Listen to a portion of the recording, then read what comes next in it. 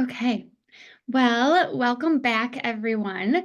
I was just kind of sharing, the first session is a little bit more reporting out of requirements and tasks and answering questions and things like that.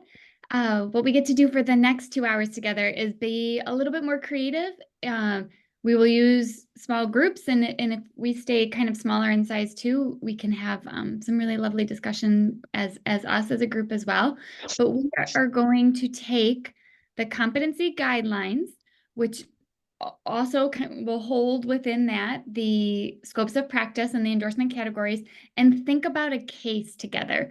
So there is a sample, infant mental health family who kind of presents to the field, and this family will interface with lots of different professionals. And so we are going to look at how the endorsement and how the competency guidelines holds that family within each different role, and kind of help pull together not only themes and parallels that support kind of the workforce, but how they've also supported the family. And also the hope is that maybe that contextualizes a bit.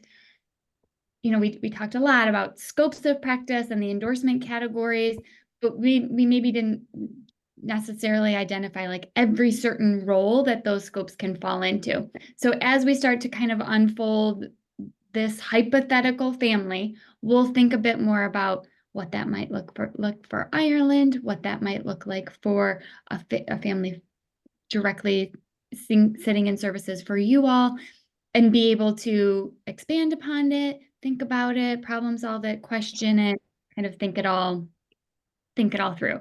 So we'll do that within kind of grounding ourselves within infant and early childhood mental health, kind of thinking about the competencies in the work, looking at the different areas, thinking about how reflective supervision kind of played into this example, and then kind of mapping that onto, what are the benefits that endorsement and the competencies bring to this family, to Ireland, to the workforce, to the globe, all of those pieces.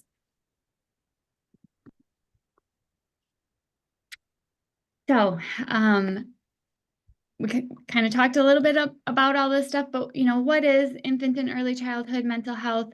We talk a lot about it. It really is just that relational understanding and that importance of, those values and those relationships kind of early on from the start. So they can show up in multiple different scopes in multiple different ways. It could be that you are doing developmental therapy, you could be doing mental health therapy, but whatever you're doing, you have that understanding that earliness is important, kind of all of those pieces, and you're really going to stress, highlight, have expertise in that. These are just some of all of the ways that kind of infant and early childhood mental health show up. I'm sure there's probably lots of other, words or places or things that everybody else could name. But again, these are the ones that we kind of hear most often. So it's the thinking about the baby, the relationships, attachment, emotional well-being. These tend to be all of the kind of ports of entry, or kind of those lines that brought us into the garden in that other picture and the other metaphor from before. If you've learned about social emotional development, or you've learned about the importance of relationships first, those tend to be the things that bring you into infant mental health, or bring you into this field of like-minded people that really care about the beginning. And why is it important? I think part of what we'll do in this next 2 hours is have a firsthand example of why it's important to identify and kind of define these competencies. It becomes important because it's that shared language. So no matter what professional might be in front of a family, if everybody kind of has that baseline competency and that baseline knowledge, then there'll be that common language. So it'll be that people are talking about the same importance of attachment, importance of relationship, as opposed to a family, being involved with different professionals that kind of don't carry that same line of baseline knowledge. And then they might be hearing different things from different professionals and kind of wondering, what parts are the most forward facing or most important in everything. So the competency guidelines, this we'll come back to this slide at the end and kind of check to see, what did and didn't kind of unite everybody. But that competency guidelines that, Ireland has been using for a long time is that roadmap or that shared set of language that, strengthens promoting infant and early childhood, is shared across disciplines and across system delivery models. It's a foundation for knowledge, skills, and best practice. It's a dialogue of how professionals can kind of interact and hold the importance for families. It connects values and ethics, and it is the foundation for endorsement. So all of those requirements that we talked about in the last presentation, those requirements are connected back to the competency guidelines and a direct map of what we hope the knowledge and skill areas that professionals have. The requirements are built upon that. So in the case study, this is kind of the circular link that we kind of hope to provide to everyone or be able to be creative and kind of think more about. So there are IAIMH ethics that get defined within the endorsement process. So in EASY, everyone will always sign your infant mental health ethics. So we will connect ethics to our IAIMH values, which connect back to the competency areas that we hope professionals have, which then links back to kind of the scope of practice that professional falls into. So when all of those pieces link together, and then all of the professionals kind of have these pieces, it aligns for a really wonderful ripple or parallel process or just flowing of beliefs, hopes, wishes for a family. Okay, so this is where we start to get creative and fun. This is a hypothetical case. Elements of this case have been parts of case work that we've all been involved in, but this is just a hypothetical family that we're going to kind of follow on their journey and see how different professionals have worked with them, supported them, and how that links back to the larger system. So this is our family. There is I'm going to flip real quick where you guys are because I can't always see everything. This is our family. There is Bailey, who is our little one, who first gets introduced at a university hospital. She was born 2 months premature. Her parents are Stacy and Ed. They knew very little about development. They had very little support. Bailey was born with a primary diagnosis of chronic kidney condition, and they spent 6 weeks in the NICU as staff monitored and planned and made a developmental kind of treatment plan. They knew about some of the medical conditions that were going to arrive for this little girl ahead of getting a Bailey being born. So there was some kind of awareness that there might be complications and things that were going on and things that the family, was holding on to kind of during the end of the pregnancy as birth was coming closer. When Bailey was first born, like we said, she had to spend some time in the NICU, so the family wasn't kind of released right away. The parents had been meeting with a pediatric nutritionist or a nurse at the hospital to evaluate the little one's feeding needs. These two parents were very, very young parents. They didn't have a lot of, like I said, support kind of within their family, and they didn't have a lot of education at the time. So there were lots of big words at the hospital that were being thrown around, different diagnoses, different things that were going around, and lots of intense feeding plans that were going on. But the hospital staff, the nurses at this hospital during the pregnancy were very supportive. They really tried to break down kind of some of the big steps that were happening for the family, break down the words. They recognized within really being attuned to these parents that they were struggling to kind of understand all that was being thrown at them by some of the physicians.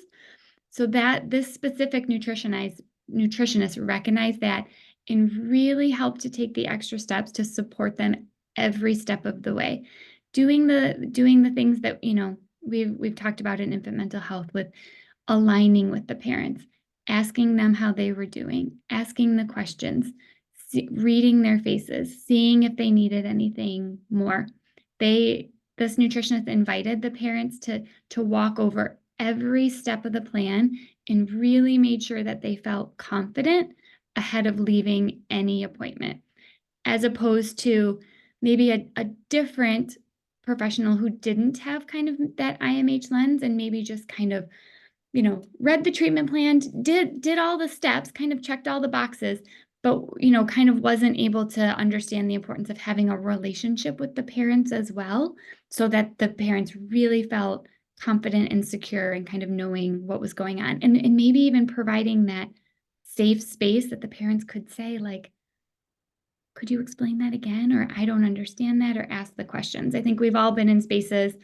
I think even, me sometimes, like going to the doctors, like they just kind of say what's happening, and there's almost this pressure to just agree and move on, as opposed to really having someone who's going to sit next to you and be able to provide a space that you can kind of ask those questions. So if we think about just this nutritionist, and then think about all of those other elements that I just kind of talked about, one of our IMH ethics is the importance of relationship.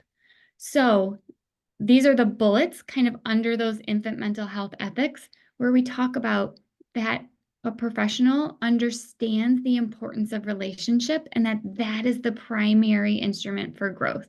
Endorsed professionals also use their knowledge and skills to promote, support, restore, and sustain relationships.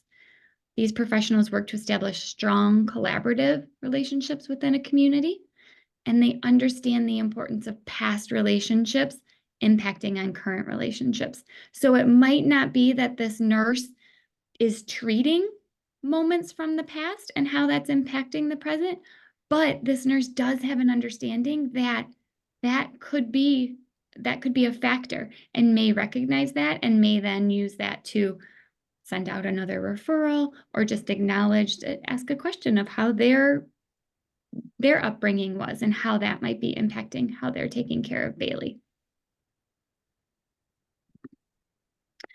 So then when we look at the competencies, so those knowledge and expertise areas that we hope professionals have, if we were to hypothesize, this nurse, falls into a scope of practice, and that scope of practice has these knowledge and skill areas that we hope that they have. We hope that these professionals will be able to support others, build and maintain relationships, be collaborative, resolve conflict, be empathetic and compassionate, and that they'd have the skills to do some of the listening, writing, and speaking. So as that plays out here, we would want this professional to be able to listen to the family, write feeding plans that work, and be able to speak to this family in a way that ends up being a positive source of communication for this family. And all of these knowledge and skill areas that we're going to see on these slides as we break it down, these are a direct list of what a professional is going to see as they're building their endorsement application. So these are the knowledge and skill areas that they're going to be asked to demonstrate kind of through their professional journey. And then this is how it ends up playing out for the family. Now, if we were to think about another professional that this family may have run into kind of at the hospital, because this baby Bailey was born at a university hospital, sometimes at university hospitals, there are academic, research studies that are going on, or other programs that families can participate in kind of through the hospital.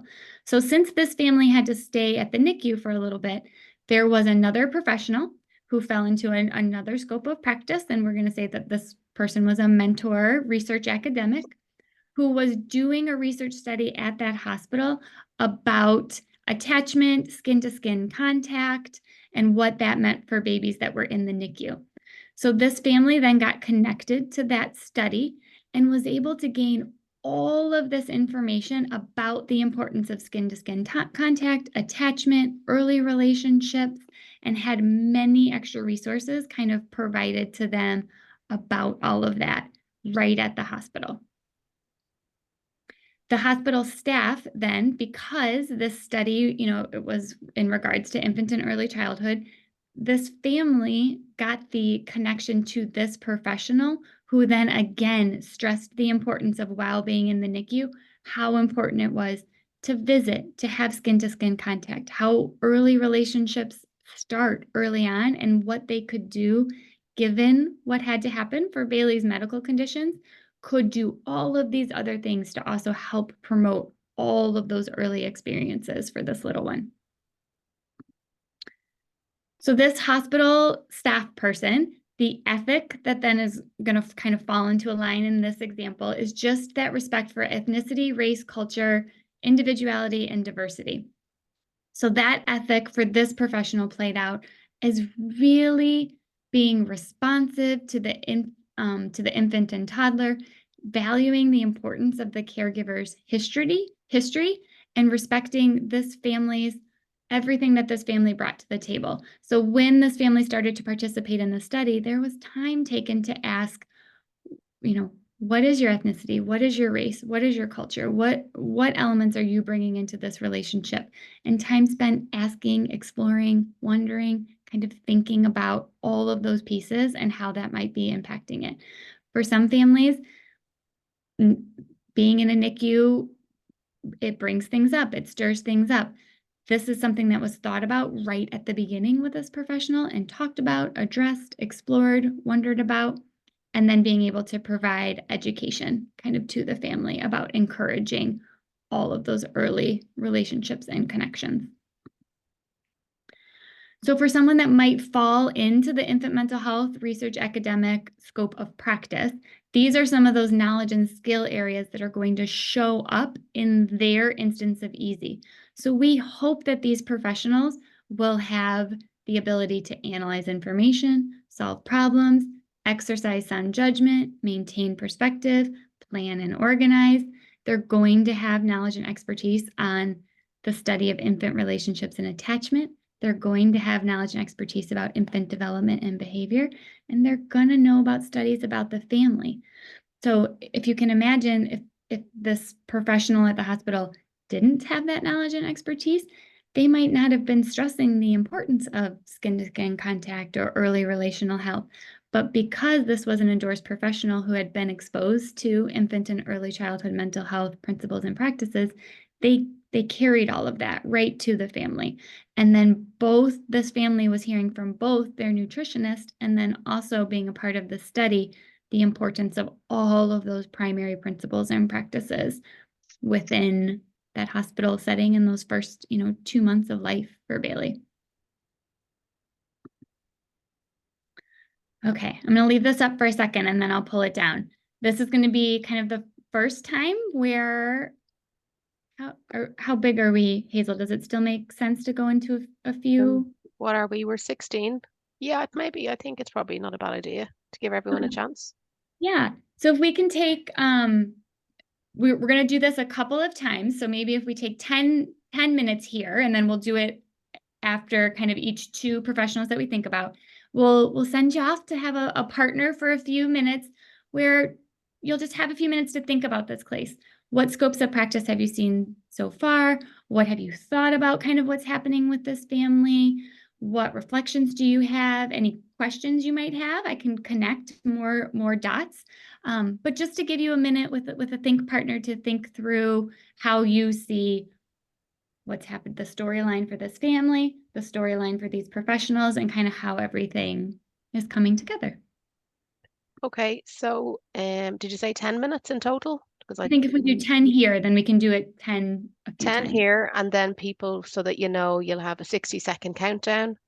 Just like before, if you end up in a room and somebody's not on with their camera and they're not there and available, don't stay there on your own. If you come out, I'll reassign you to a room.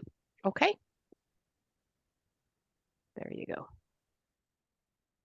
Your question, theme, that anyone wants to share out or ask about, or any other connection I can make?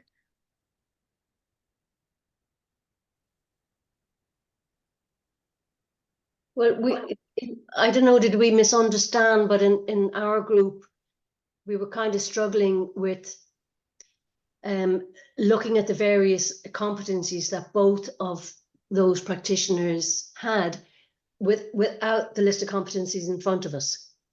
Mm. So we're not familiar enough with each of the competency areas to No, and I think Yeah, no, that probably would be hard to not have him there. You please don't feel like Mary or to the group when we go into the breakout sections. You don't have to feel as if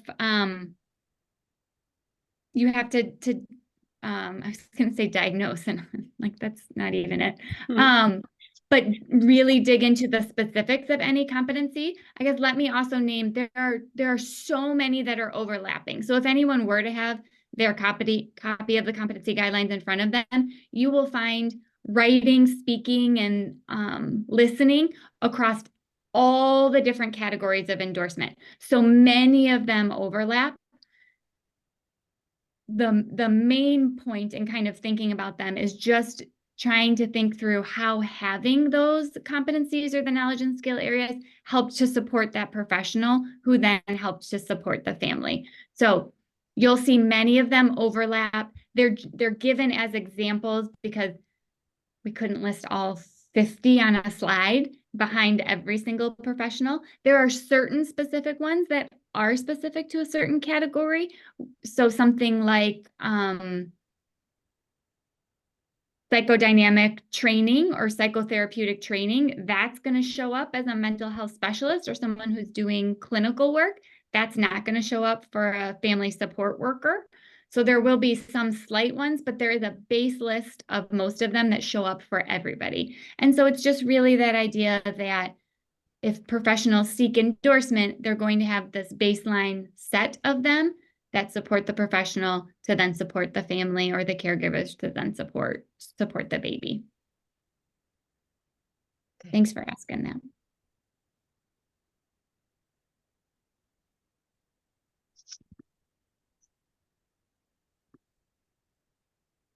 Okay, well, I am gonna share back again.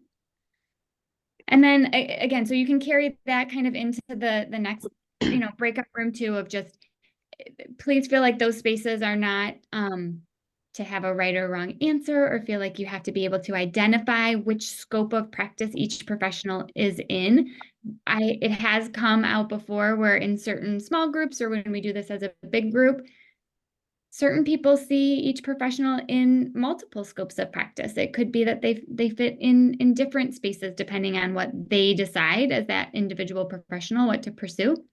But again, it's just really the idea of how getting endorsed aligns you with an infant mental health principle and practices, which aligns you with ethics, which aligns you with knowledge and skill areas, and kind of brings universally all of these professionals together in support of this family. So this family kind of moves along in their journey. They are ready to get discharged from the hospital. At the point of discharge from the NICU, Bailey does have to go home with a feeding tube. These parents have had wonderful interactions with the hospital staff thus far, but the hospital staff was feeling like they weren't, quite ready to be out on their own, right? It would be helpful for this family to have kind of, more support and more guidance, more resources, more people. So the hospital staff then connected them to a local agency that did some home visiting. So these parents agreed to kind of meet with people that would come into the home and help to provide some more guidance from them. And they had just stated, like at the beginning, they were a little hesitant or reluctant or kind of worried and overwhelmed. But the hospital staff kind of did that phone call with them and helped to kind of destigmatize calling and reaching out for some more support, and also just provided that connection to that another agency or organization as being a warm handoff or kind of a smoother transition. So within that handoff, again, just if we just paused there, the idea of doing a warm handoff is so important. How much better does a connection or a referral to another organization go if it's handed in kind of like a warm handoff versus just here's a number, kind of call this person. So that being kind of a core principle of infant mental health helps keep this family connected in services, kind of getting more support. The place that this family ended up calling had an executive director at this agency who was infant mental health informed and practiced infant mental health principles and practices and had been endorsed themselves. So this executive director fought hard to have a referral program from the NICU to help be a resource for families. They had a whole system and programming in place that promoted having extra resources, having home visiting. And so the landing place for this family was another endorsed professional who believed in infant mental health principles and practices, had a connection to the hospital, had resources set up and ready to go, and provided weekly supports and early intervention system for this family right away. When the family called, this executive director was able to answer questions, provide some developmental guidance about what things would look like, was able to kind of support their transition right into the program to help track Bailey's developmental progression. So because that executive director kind of held that ethic of knowledge and skill building, they worked hard as that executive director to have resources in place for families. It takes an executive director who believes in infant mental health principles and practices to kind of help promote programming within their agency, and also to make the connections to local organizations to kind of work together and kind of collaboratively build systems for families. So this might be a person who lands in that policy realm. It might be a person that lands in the promotion realm, but they are going to be those people that are promoting infant mental health principles and practices, advocating for a way of being, developing programs and systems that help to support all of those pieces that we talked about. So some of those kind of expert knowledge and expertise areas that we hope these professionals have are things like agency policy, government law and regulation, ethical practices. And we also really hope these professionals have an understanding of service delivery systems and community resources. Both of these bullets, and in fact, these bullets as well, are pieces that show up across all the scopes of practices. But for this person and for an executive director, we really want them to have some of that understanding so that their policy work is informed by all of these parts.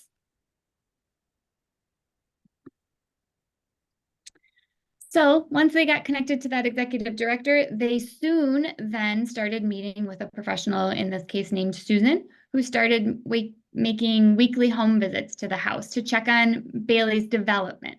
So again, not treatment of kind of any mental health issues, but coming to check on Bailey's development, sitting with Ed and Stacy and talking about what developmental gains Bailey's been having. What might still be areas of growth or areas of concern?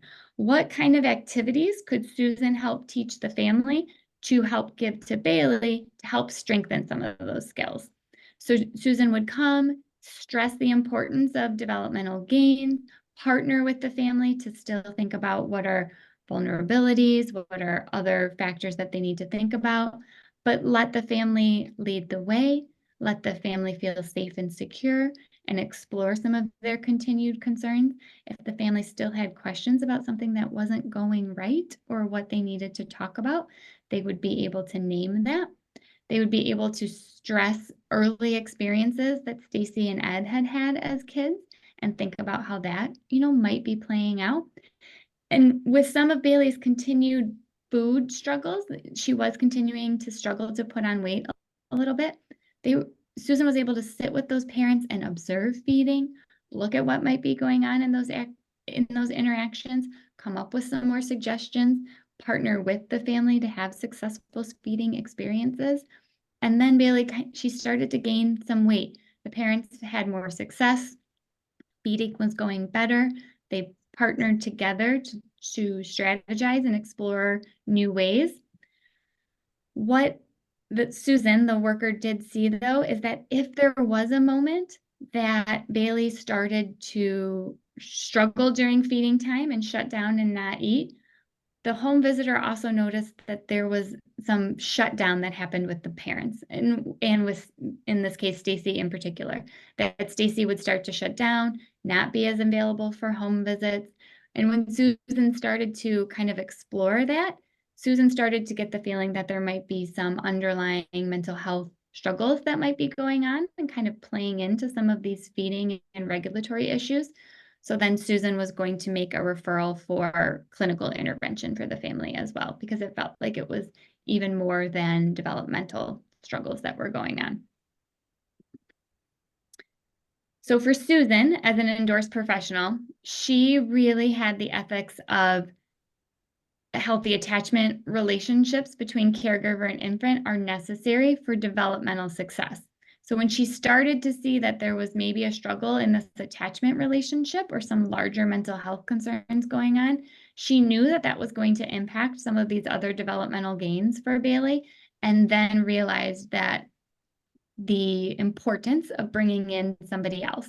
And so we talked a little bit about this earlier, where sometimes that direct service difference between a family specialist and an infant mental health specialist can get a little unclear or a little hard to differentiate. In this case, when Susan started to see the mental health concerns on mom's behalf and how that was impacting potentially the relationship between mom and baby around feeding, that's where she then made the connection to need that referral to a mental health clinician to help treat some of that. So in this case, the way this has kind of been played out, Susan would fall into that family specialist. And then we're going to think a little bit more about what it means to have the infant mental health specialist also come in and partner with this family and think about it. The other ethic, and I guess, Mary, this kind of goes back to your other question, but the ethics go across all scopes of practice. So this is just an example of how one of the ethics plays out here, but the ethics are important, all of them, across all of the scopes. So the same idea that the ethic of race, ethnicity, culture, diversity, and equity was important to the researcher, that is also important here because we want to take all of that into consideration with the direct service provider in the home. The ethical example here of the infant mental health ethic is a commitment to dismantling inequalities and social justice. And so that's something that all endorsed professionals will attest to every year. And here for this family, it is just also as important for this professional to kind of help pull that into the work. So endorsed professionals honor and respect all race, ethnicities, cultures, all of the things. Endorsed professionals engage in ongoing, deep, personal, and critical self-reflection. So that kind of goes back to our point of like endorsement isn't a one and done. Endorsement is a continuing professional journey forever and ever, as we're always looking at ourselves and how we interact with others. And we have a commitment to dismantling inequalities and advocating for social justice and anti-racial work within our work. So specific, again, to how it plays out for this professional, but these direct service skills are important to all of the scopes of practice and all of the interventions. We hope that professionals can observe, listen, screen, assess, respond with empathy. If this professional hadn't had expertise in observation and listening, it might have totally gone over this home visitor's head that something was going on observationally in feeding interactions. But because this professional had some knowledge and expertise about how to observe, how to listen, how to wait, how to wonder, they were able to kind of make those connections, see some of those, and realize that more support or more intervention was kind of needed for this family.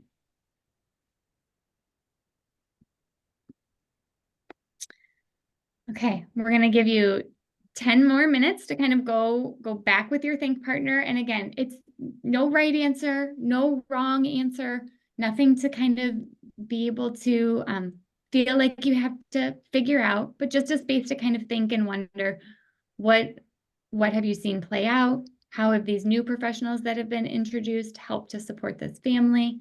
What questions might you have about how it supports the family or how they work together? And then we'll come back together to talk a little bit more about where they go. Okay, this time people will have to press a button to go into the room. And I'm sorry that I don't know how to put everybody in the same room, so you might end up with different people, but it means you get to connect a bit more and network, okay? Okay. Hazel and I want to open this up in case, anyone wants to share anything. And I know I was asking Hazel, this is definitely a case of a family here in the States, and this is kind of how a family can kind of move through systems of care. And so I was just curious of like, could this be similar to how a family might present through Ireland's like systems or things like that? So if anybody had any like thoughts about that or just other things that you guys had talked about with your partners.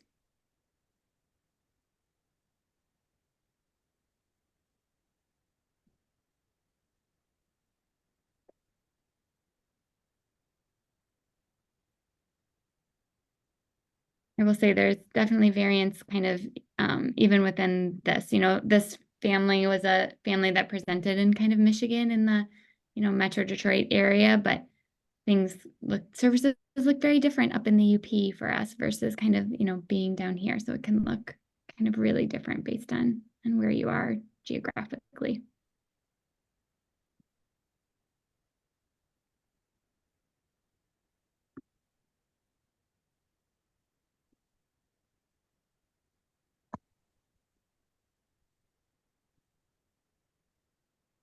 Okay, let's kind of keep thinking about these last few professionals that kind of come into this family's world. So where we left the family was that clinical services were identified and were needed to be brought in. There then became a clinician that came into this family's world and started meeting with them. This clinician had a psychodynamic approach that started to work with the parents to really start to reflect and wonder about how these parents' parental histories, parental reflective functioning, kinds of states of being were playing into some of the food dynamics that were going on. So started to do kind of some, therapeutic work with both mom, dad, mom and dad, mom, dad and baby and Bailey, and started to just uncover some of those emotional connections, emotional responses, started to think more about how Ed and Stacy's early childhoods and their traumas were impacting kind of the current relationships, and began to explore those spaces.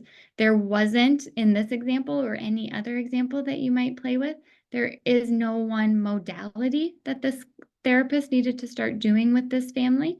There are instances where there may be elements of play therapy that were brought in. There might be elements of PCIT or CPP or elements of talk therapy. But the idea that this clinician is using mental health treatments to help uncover what have happened in the past and how that is playing out in the future or in the present. So the idea of an ethic being integrity and confidentiality. We all know confidentiality is incredibly important across all of the scopes of practice, but this professional is going to have that ethical responsibility and kind of uphold all confidentiality kind of within the family. And then, integrity, that they are ethical, trustworthy, honest, responsible, reliable. I will say kind of in this example, right, the hope is also all these professionals are kind of meeting and being able to support kind of one another in support of the family. So that element or the ethic of confidentiality, most often families will sign kind of something that allows professionals to talk together. But this then, when that is signed, allows for that kind of continuity of care and kind of all of these people, working together. So that developmental Susan professional that was kind of coming into the home would then be able to partner with the clinician, with Maggie, and work together. Like, what are you both seeing? What have you noticed? What have I noticed? How can we be working together in support of this family so that they're getting kind of the same message and the same understanding? Competency-based wise, we hope that clinicians and many of these theoretical foundations show up across all the scopes of practice, but these are the really big theoretical foundations. So we hope that those folks that have this IAIMH credential have knowledge of all of these areas: pregnancy, development, family-centered practice, relationship-based practice, family dynamics. professionals gain this knowledge and expertise across many different ways. You can get it through your education. You can get it through additional training. You can get it through your reflective supervision experiences. However you gain it is what you put into your endorsement application to show that you have it. But we hope that everyone has had a touch point on their map or within their garden that hits at all of these kind of points of being. It would be really, I was going to say disadvantageous, and I don't think that's the word, but it wouldn't be advantageous to this family if they ended up getting a clinician or a developmental therapist, Susan, in their home that had no knowledge of pregnancy and early parenthood. If they kind of walked in and worked with a family who had no idea that pregnancy could impact, where things were at, that really wouldn't be of the best service for this family. And if there was another professional who didn't have kind of any expertise in what development kind of looked like, they may not know that some of these struggles or worries or area of concerns for Bailey were even something to be aware of at that point, or to name that, we might be needing to look at Bailey's fine motor skills. Were some of her fine motor or gross motor skills impacted by the NICU stay? And what can we do in order to kind of build those back up? So as Maggie and Susan together kept meeting with this family, Susan really working on kind of those developmental pieces, Maggie really working on some of those mental health concerns and struggles for the parents, they really started to see some gains for this little one, being able to put on more weight. There were still heightened moments where things got stressful and people were worried. But for the most part, parents felt more supported, parents felt more regulated, which then played into Bailey feeling more regulated, more stable, more secure, and being able to have kind of those developmental gains. So then we want to just talk a little bit about how, reflective supervision plays in here. This specific example is just naming that Maggie, the clinician, was able to, or I guess we did change this, for both Maggie and Susan being able to have, reflective supervision. Reflective supervision, again, being that space where a professional is able to partner with another in exploration of the professional use of self, the parallel process, feelings, dynamics, all of those pieces, instead of feeling like they were in maybe what is called, clinical administration or administrative supervision, where it's more like, here's the next steps, here's the check boxes, here's what you should do. Both these professionals had people in their workplaces that provided reflective supervision and were able to partner with them, sit with them, explore, think about the parallel process, support reflection, and think about all that's evoked for the professionals as they work with this family.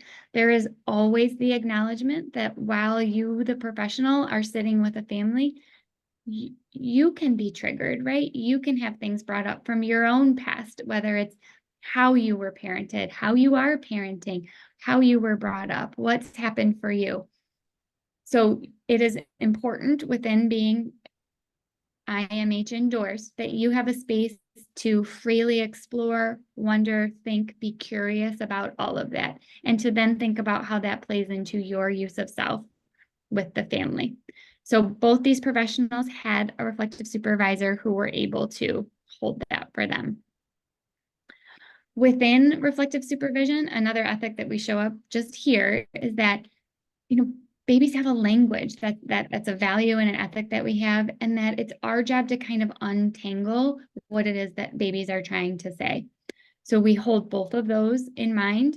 And then an ethic of reflective practice. Every endorsed professional seeks out and uses supervision, reflective supervision and consultation to reflect on their professional development, their work, and how that interacts in the work that they do with families.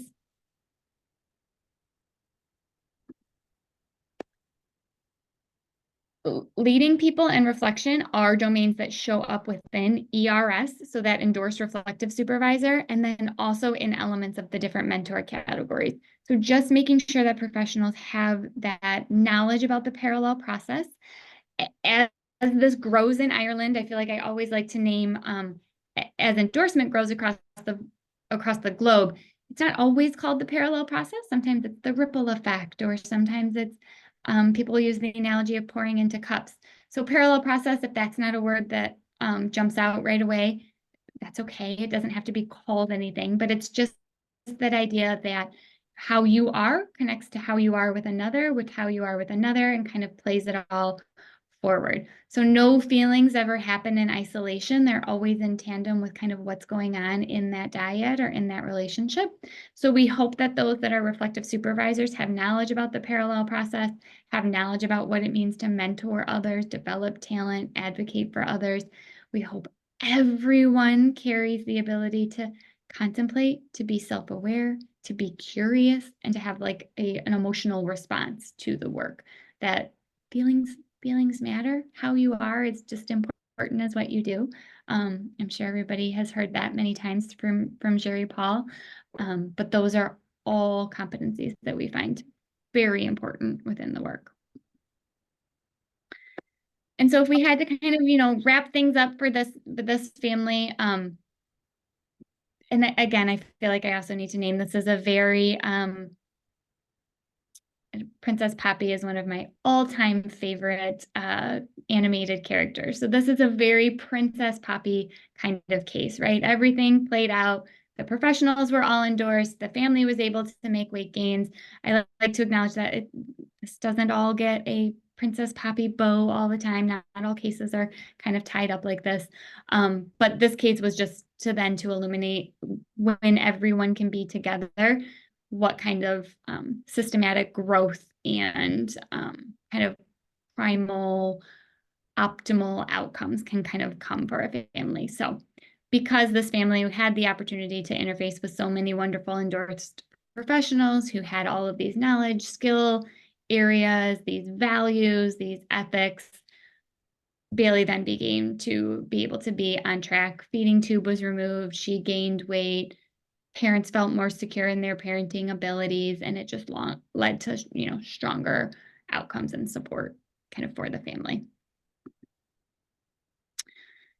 Instead of going back out into breakout rooms, let's kind of stay in this space, and just for a second before we go into the other things. Any other professionals? I know lots of other examples that have been kind of given over the years. Any other professionals you can think of that maybe would have fallen into this family's narrative?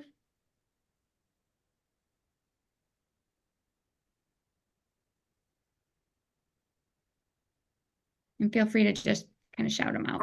I was thinking that I'm from the States too. I'm from Philadelphia, and we don't have public health nurses like they do over here. And the public health nurse would definitely be a professional that would have been involved from the start as well. And I always say this, I had a public health nurse and she was just my godsend because my mom couldn't come over when I had my daughter right away because she came early.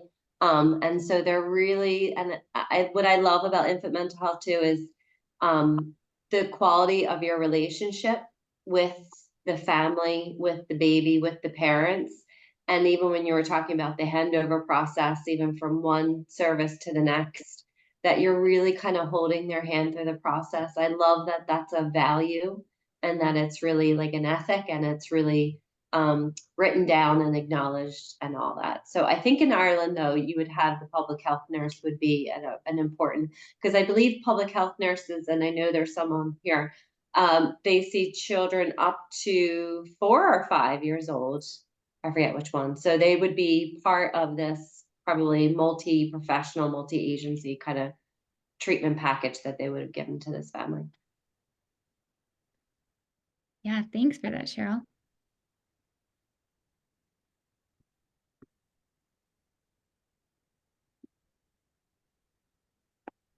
I've also had people name and just get creative and thinking about What about when Bailey goes to school? If they had their first preschool teacher have some of these knowledge and expertise and skill areas. I had somebody once on one of these think about sometimes families, at least here stateside, have a transportation person if transportation is an issue to get like to and from hospitals or to and from appointments. So they're like, oh my gosh, what if the transportation person, also had endorsement or kind of carried some of these knowledge and skill areas.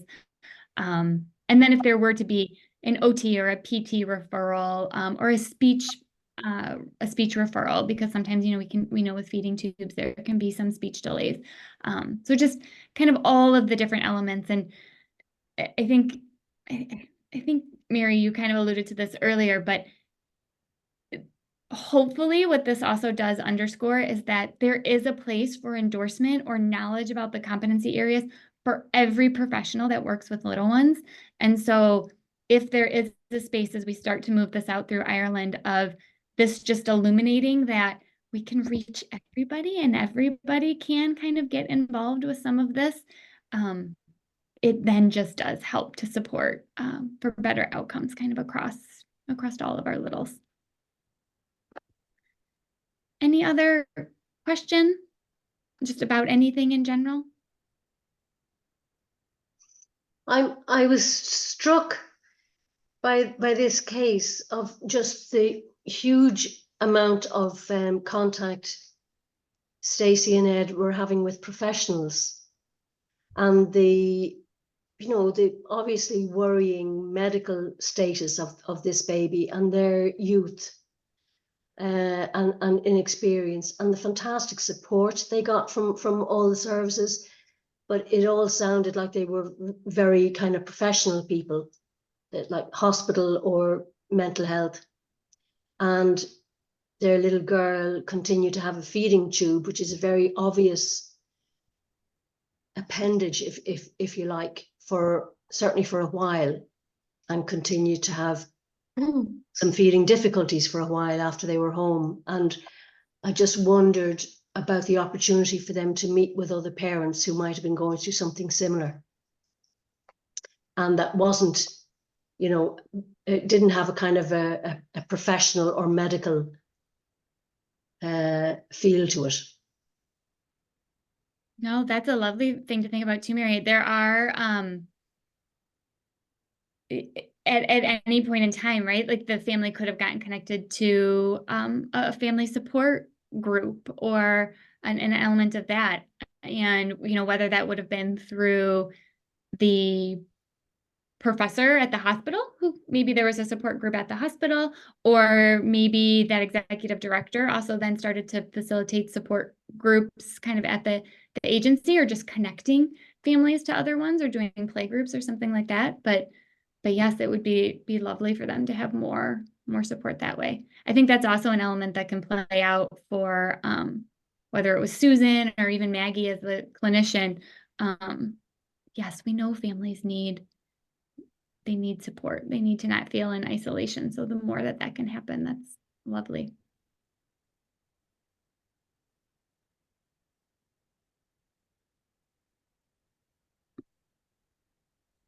Okay, well, we're going to go back a little bit to some of the first slides that we talked about, of just being able to then hopefully that kind of helped to become a little bit more of a real lived example of how the roadmap, how that garden metaphor can kind of play out. We're all going to be on that same map of Dublin, or kind of in that same garden of knowledge and expertise, but everyone's going to kind of come in at a different point. So whether you are the professional providing developmental services, whether you are the professional that's supporting the organization that's going to support families, we all are going to share those same ethics, values, knowledge areas, and that's going to give us a common language. It's going to give us our abilities to strengthen our professional dialogue. If being all endorsed allowed the referral source from the hospital to probably talk a similar language to those folks that were going to do the work post the hospital visit, they were able to share that information on development, observations that they had on the hospital, and kind of feel like they were talking in the same space, not only so the professionals could collaborate better, but so that they could also then collaborate and support the family even more. They promoted systems of growth and change, and then kind of were able to, pull things all back together. So the intent of endorsement, hopefully some of this also just kind of laid out what the intent of endorsement is that it really wants to be the credential that brings and unites professionals' views, wonderings, considerations, and understandings on the behalf of little ones. It supports professionals who offer knowledge and expertise on pregnant people, infants, and young children. It enhances professionals' ability to identify risk factors kind of across the board, right? It heightens that there are many things that we can look at and identify that can play out in early childhood. Capacity to shift perspectives, address personal biases, set boundaries, slow down, observe, listen, wonder, and invites professionals to experience feeling heard, talk about what they are feeling within the work, and make that a safe space. We want those that are endorsed to feel like they can talk about their professional use of self, use themselves within the work, and then use that to promote that that's important within the work. We don't want people to feel like they have to be just kind of like robotic and disconnected to their families and to the work. So endorsement is the credential that allows people to say that this is the relational lens that I use within the work, and I value it, and it's very important to the how I am kind of within what we do. So that's the why to endorsement as well. It is the recognition of professionals who understand these concepts, apply them to their work, and value it. It is an attestment to a professional growth and a professional lifelong critical awareness, self-reflective journey that we hope is never ending. We talked this morning about there are requirements to get you to endorsement, then there are also requirements to stay endorsed or to maintain your endorsement. And that is the piece where we really promote and advocate for that continual long-term professional growth and wisdom that happens. So why we continue to do it and know that like it is ever evolving. I can say for myself in doing the work for all of these years, every time you meet with a new family, new things are awakened, new things kind of get brought up and can be triggered. And so we're constantly going back and kind of re-exploring our own past, our own ways of being, and kind of what's been coming up for us within that.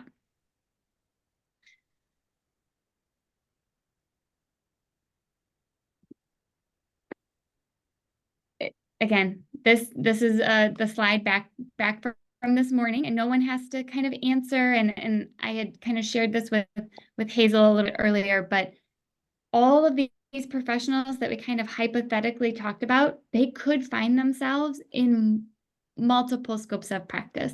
So it could be that researcher at the hospital, they may have found themselves as an infant mental health mentor, research academic. It could also have been that they found themselves more in that promotion scope of practice and they registered as an infant family support worker. It is one of the gifts of endorsement that there is a space for everyone and that everyone can find a category that fits what they need. It also can be the part that makes things a little bit kind of challenging on the front end as you try and kind of sink into what fits you best. It is also, like I had said for myself, something that can be evolving. So I started my work with families definitely in the prevention and early intervention realm, and then fell into what I knew I wanted to do was to do more of the clinical work. So then, that kind of shifted for me. So it is also something that isn't necessarily one and done and can be kind of, ever evolving as you continue to kind of grow your professional skills and your professional path. So we wanted to take just a few seconds to kind of really explore the reflective supervision and consultation piece, kind of just in general, and then in regards to this family. So just to name for everyone as well, the use of reflective supervision / consultation is there to identify that for some folks, reflective supervision tends to feel like that is the person that is in-house. Sometimes people will have a reflective supervisor that is right within their agency. And so within your supervision, you may have reflective supervision built in. There are some folks who have the gift of having a supervisor who is a reflective supervisor and also does their administrative reflective supervision. The consultation is added because for some folks, no matter what point you fall into kind of the endorsement process, it ends up being a reflective consultant that comes in and does kind of some of that reflective supervision for an individual or for a group. Both individual reflective supervision and consultation and group reflective supervision and consultation can count for the endorsement process. So the hours that you have to have can come from an individual one-on-one basis. They can come from a group setting. There are pros to both. And it can be that someone carries both. So I got both individual reflective supervision and group supervision kind of as I was doing clinical work. I currently now just get group supervision. Both are allowed for endorsement. Both are wonderful. And, you know, as you start to think through what experiences you have had, you can start to decide what maybe does count as reflective supervision and then identify what spaces you may want to be in to add some of those experiences kind of to your repertoire. These are two of the kind of just, if you had to pull things into a nutshell of what reflective supervision is. And there are the best practice guidelines for reflective supervision and then virtual guidelines for reflective supervision, like best practices within those. And those are resources, they're freely available on the Alliance website. If they're not already a connection on the Ireland website, I can make sure that happens and kind of get those to you all as well. But reflective supervision being the process of examining with someone else the thoughts, feelings, reactions that are evoked while working closely kind of with families. And that idea that it's a supportive relationship for learning, that you are able to both think about strengths and also partner about vulnerabilities. So being able to have a partner to name judgments and be able to think about judgments, assumptions, and all of that naturally kind of come up within the work. So if we were to look at the parallel process here, kind of just as it played out for this family, if you were to think about the reflective consultants, which I think we named here Barb and Carol, they kind of are on the outset of the circle, and they then held the practitioners. So they held Maggie and Susan as they worked with the family, who then were able to hold Stacy and Ed, who were then able to hold baby. And so when we kind of picture them as the circle here, it kind of all holds into baby. And there could be feelings that are identified in any part of this circle and kind of ripple through. So there was worry at certain parts that bubbled up for Susan about what was going on with feeding. And she was able to take that worry to her reflective supervisor and name it and think about it and explore with it. And it probably was that worry that she was feeling was the worry that was also there for Ed and Stacy about maybe why Bailey wasn't putting on weight.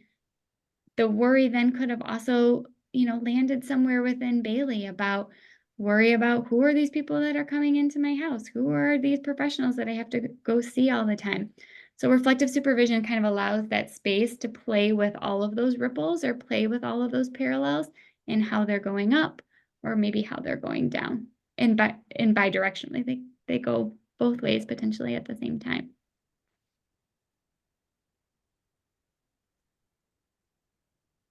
I always like to just stay here for a second too. Were there any other kind of parallels that people saw and wanted to mention, name?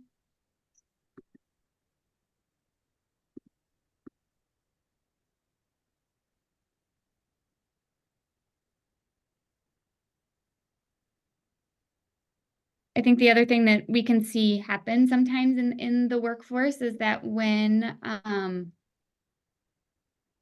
big feelings happen. So whether it was a moment of frustration on behalf of the parents, or feelings of overwhelmed and shutting down when the parents, when, you know, Bailey stopped eating and shut down and wouldn't finish her meal. And then that plays to the parents who shut down and aren't on the next home visit. That can play out to the practitioner, who then feels like their families aren't showing up. And then they feel frustrated and overwhelmed and shut down. And then they leave the workforce, right? They may switch jobs or kind of give up on the field. But if there is a space of, you know, reflective supervision for the workforce, that practitioner then has a space to take back some of those feelings of frustration, isolation, burnout, and explore them and think them through.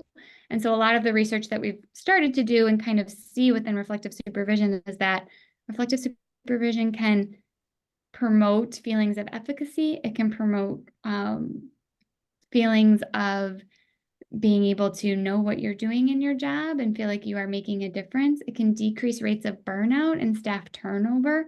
And we see that just kind of, you know, ripple through the work. And so then if there are staff that feel more secure and stable and supported in their jobs, they tend to stay in their positions, which then tend to stay connected to families and encourage the workforce to reach back out. Even if they've canceled a few times, try again, keep showing up, keep trying, which then benefits the family, which then goes back down and, you know, benefits the baby.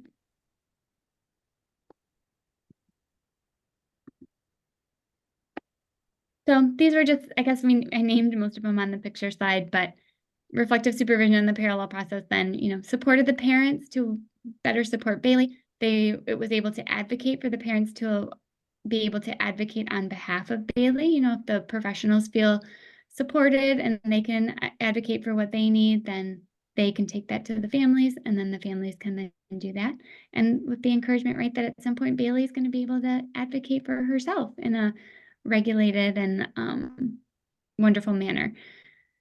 And then, you know, Bailey wasn't able yet to perform some of the developmental tasks like eating, which can be frustrating, which can lead to the parents also being frustrated. But then when a professional is supported enough to stay in that feeling with the family, they can, you know, work through it together and kind of in partnership.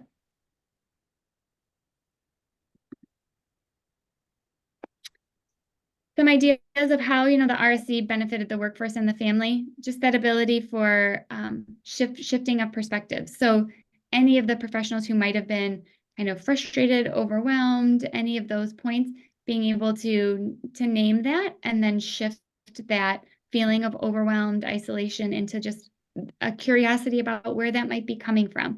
You know, we talked a lot about how behavior has meaning. And so instead of just naming the behavior as like, well, you know, Stacy shut down and she didn't want to participate in services anymore, we can think more about what's underneath that, what's behind the shutting down, what's behind the not showing up for visits, what might be able to kind of explore, wonder, think about together that might help address those underlying behaviors instead of just taking them for what they are and kind of moving past them. A recommitment to working with the field, reducing burnout, and then again, really just that space where there is an attempt to make sure that everyone felt heard, and being able to feel like affirmed in the work that they were doing. We really talk a lot about celebrating all the victories because so often we are faced with so many of the challenges. So reflective supervision can really be the space to kind of name the small victories and celebrate the things that have been able to accomplish so that it can help pull us through some of those more challenging moments.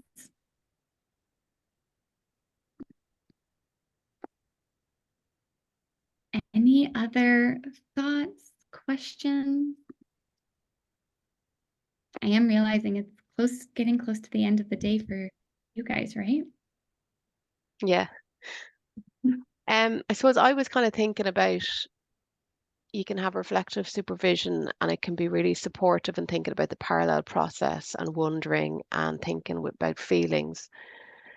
But if you're providing reflective supervision to a person or people who haven't worked with that age range much, it's actually probably really important for the supervisor to know what's a normal developmental trajectory so that you can help the practitioner to kind of maybe notice and observe things that they might not yet have the experience. Is that coming out?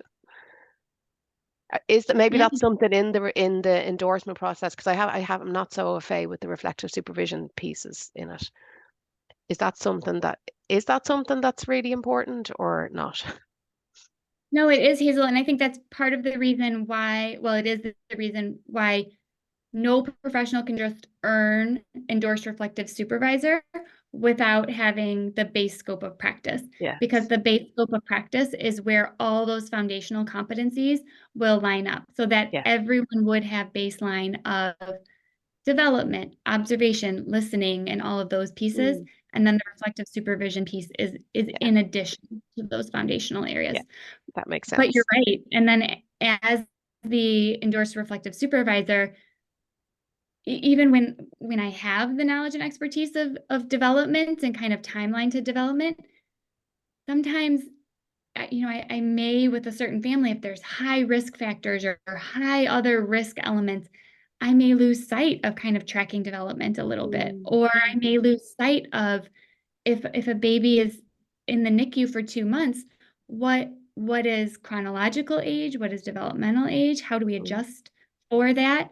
And so that is part of that reflective supervision space, is being able to name developmental patterns, how it's impacted by other things, and where that might be playing out. Thanks.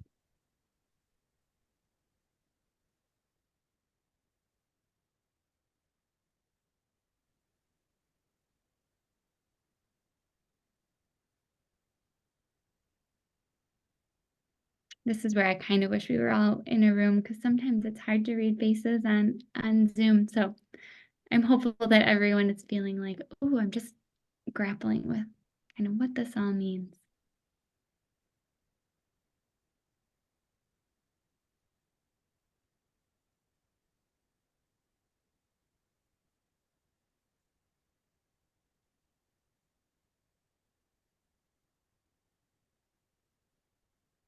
I was just thinking back to the case you presented, and Maggie and Susan, the two practitioners, and thinking, you know, if they either separately or together had really good reflective supervision, that they would have also been really great support for each other.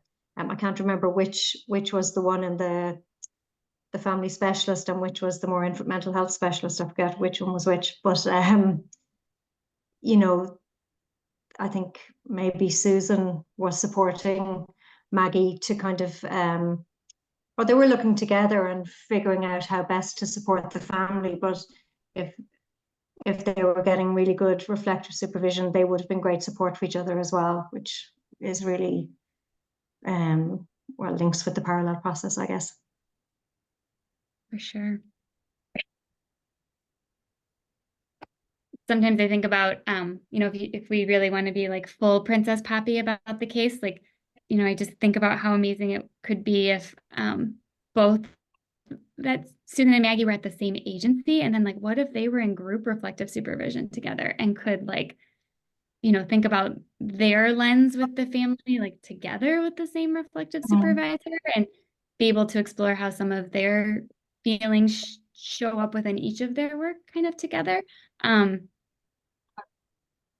So I mean, I just think sometimes the possibilities can be endless. And then also, like you said, like if they are both getting, really great reflective supervision, that's like a united language to bring them together, right? To work in partnership even more, be, collaborative as they support this family. Yeah. Thanks.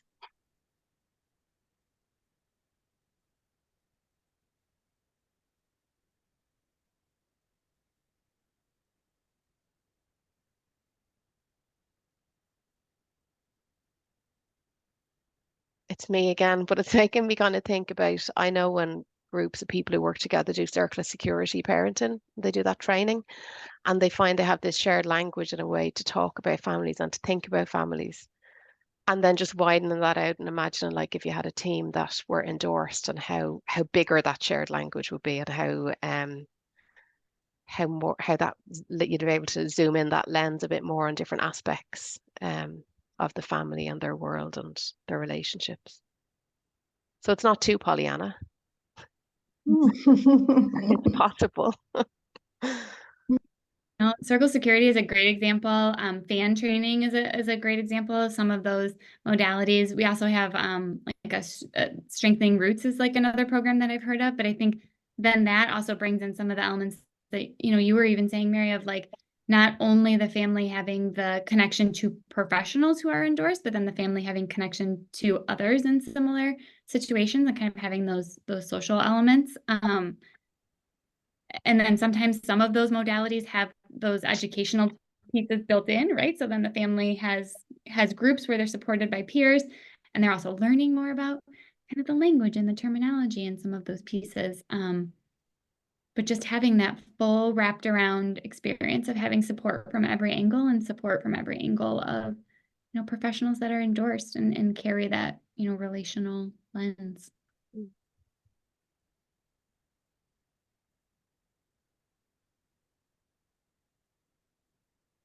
The Alliance, Kelly, how big an organization is that, and like what's your funding model, and do you have paid employees? I'm just thinking of the mountain that's ahead of the Irish Association with endorsement. Yeah. Well, we are a nonprofit organization, but we do have 7 full-time paid staff. I would say our model probably isn't as similar to be helpful to think as Ireland grows as it would be for Ireland to help look at kind of how all the other associations have gotten up and growing. And so there can be huge variance within that, Mary, as far as like there are AIMHs who support the growth of endorsement who are still fully volunteer. There are also other AIMHs that are fully funded and have up to 50 full-time paid staff. And those funding sources go from anywhere from state funding to federal funding to PDG grants to one-time grants to do certain trainings or certain exercises. Then there are also some AIMHs that bill contractually for services. There are some AIMHs that actually do the work of the service providers. But that is part of the gift of Ireland joining the Alliance, is that Ireland will learn from all of the other associations and be brought into monthly leadership calls, holders calls, where you guys will learn and get supported from all the other states and countries about what they've tried, what worked. We do try and do lots of meetings where associations can bridge together to think about possible funding sources, grants, things like that, because we do know that it helps to have the funding to help move the work forward. For sure. Sure does. And you mentioned this morning about the early years sector, early years education, care and education. And were you saying with regard to endorsement for them that there needs to be some prior endorsement at infant mental health level? You don't have to be endorsed as infant mental health to earn early childhood, but an association does have to purchase the infant mental health license before an association can purchase the early childhood license. So they are separate licenses that the AIM then offers to the association. And you just have to have infant mental health before you can offer early childhood. Some folks seek both endorsements because they really feel it's important to show the full 0 to 6 scope. Some folks just seek infant mental health or just seek early childhood endorsement based on where their primary scope of practice is. Early childhood was only ever created because there was a subset of the workforce, the preschool workforce, that never could attest to having the 0 to 3 experience. They only ever started working with kids at 3. And that workforce was like, hey, we know that attachment's important and we know that early relationships are important, but we can't ever get endorsed because we don't work with pregnant people and babies. So that's why early childhood was then created. We had to make the decision that we could only go for one in IAIM because that's what we had the funding for. So maybe in the future that could be something. That's part of that part two, not only is there a professional's endorsement journey, but also every AIMS endorsement journey has looked different. Some AIMS, do purchase both at the same time, but they don't roll them out at the same time. They roll them out strategically. Some AIMS will have infant mental health endorsement I help support Oklahoma. So they had infant mental health endorsement for 15 years before they purchased early childhood. And then they're just now also thinking about purchasing Spanish Easy. So it is very much a professional journey, an AIMS journey that can vary, just kind of a lot based on what things look like right there.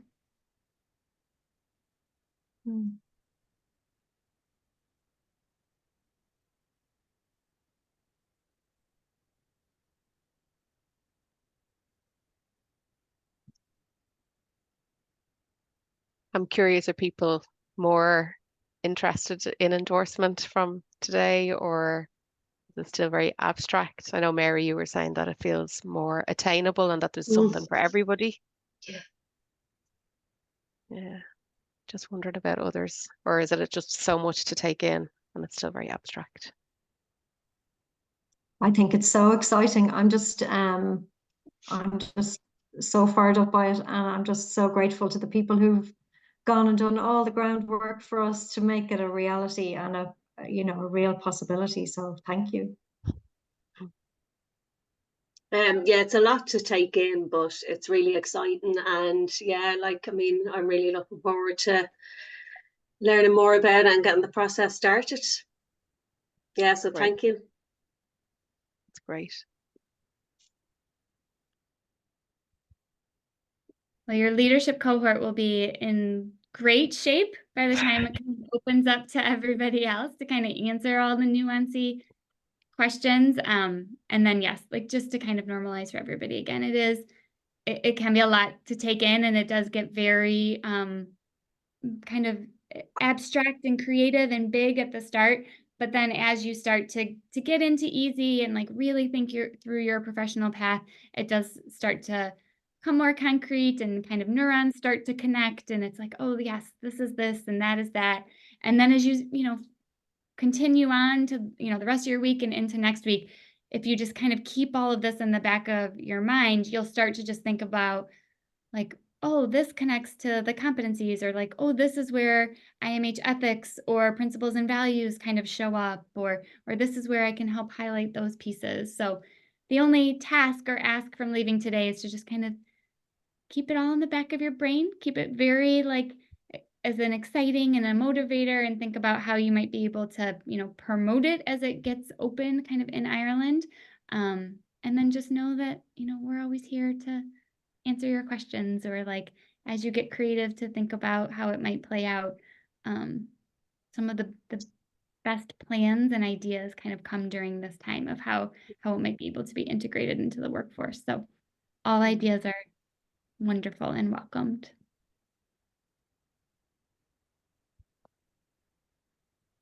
Hazel, can I ask about the leadership group? Yeah. Does it span the 4 levels of competencies? It spans all the domains at the moment, but some people might decide not to do the exam, so it depends. But the exam is only at the macro level. Yeah. But you've got people among the leadership group at all the domains. Yeah. Now within the macro, there's policy and stuff, and we don't have that quite yet, but I do know some people that are interested in it for when it opens up. But yeah, we do. That's great, because I think it's really important to have a span that reflects the totality of practitioners out there. And will be a good guide to them, whatever their work setting is and whatever their role is. Yeah. And we've got people in different professions as well then within all those domains. So yeah, a good spread. Great. Yeah. I'm sorry, Hazel, am I right in thinking that the first kind of step, we need to join the Irish Association of Yeah, different health. yeah, and actually I meant to say, because that was one of the questions the last time, about where people will find out more. Like, we have a newsletter that goes out a couple of times a year, and that is the best place, I suppose, to keep abreast of the information. And members, you'd have to be a member too, and it's very cheap for a membership. It's €30. Okay. No, Okay. yeah, Brilliant. So, yep. So if you're not a Thanks. member, it'd be great if people join. And when we have events, we have we have a membership section in the website as well. So, event that we had there recently, and there was a lot of Irish presentations at it. They're all available in the member section of our website. All this stuff is going to be available, open access to people, but there are some things that members get that non-members don't. Okay, brilliant. Yeah. Thanks.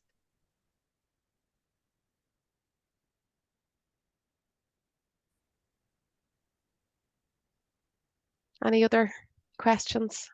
Or everybody ready to log off?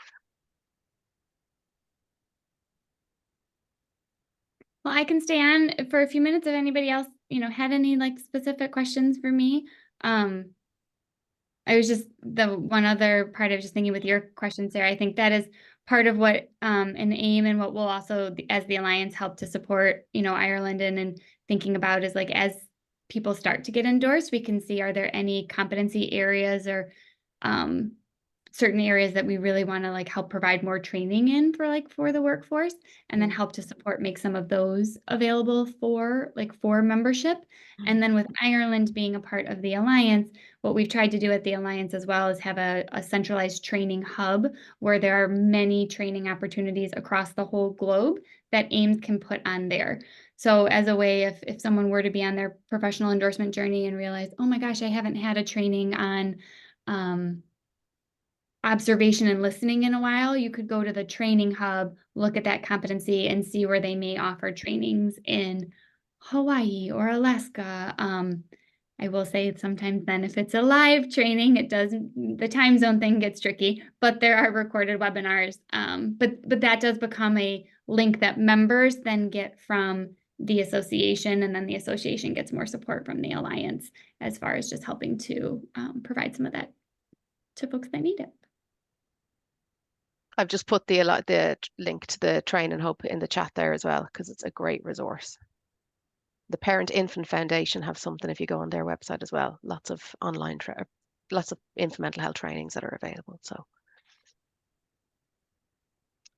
well, Kelly, thank you so much, and thank you to everybody that came along and anybody that ends up watching this afterwards. Yeah, it's been really helpful to go through the case even, and just think about the different people that family met and how it impacted them, and to really get into it. So thank you. Well, it was lovely to be with you all. I hope you have a great rest of your Thursday, and then yeah, we'll be in touch as we keep planning and getting ready to open this up to everybody in Ireland. Yeah, lovely. Thanks everybody. Thank you. Stop recording.